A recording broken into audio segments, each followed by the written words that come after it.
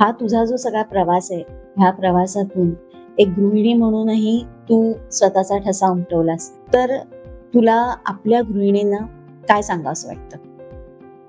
अ, एक गृहिणी म्हणून आपल्या गृहिणींना मला हे जरूर सांगावं असं वाटतं, की ज्या गृहिणी घरासाठी झटत असतात, त्या दोन्ही भूमिका सांभाळत असतात. घरातली सुद्धा आणि बाहेरची सुद्धा. मग तिकडे तुमचे कौटुंबिक समारंभ असतील, आणखीन काही गोष्टी असतील, घरातल्या गोष्टी, बाहेरच्या गोष्टी सगळंच सांभाळत असतात. सो माझी सगळ्यांना खरंच विनंती आहे, की घरातल्या गृहिणींना कुठेही तुम्ही कमी लेखू नका. घरातल्या गृहिणींना हे दुहेरी काम सतत करावं लागतं.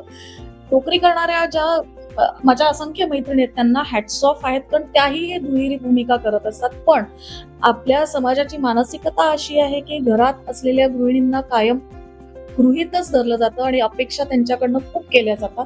आणि एक असं असतं, की घरातच आहे ना, काय काम असतं? पण असं नाहीये मैत्रिणींनो. आणि सगळ्या लोकांना माझं असं सांगणं आहे, की घरातल्या बायकांना खरंच 24/7 भरपूर काम असतं आणि त्या हे ना दोन्ही भूमिका चांगल्या सांभाळत असतात. सो त्यांना कायम सपोर्ट करत राहा आणि ही मानसिकता काढून टाका, की त्यांना काहीही काम नसतं.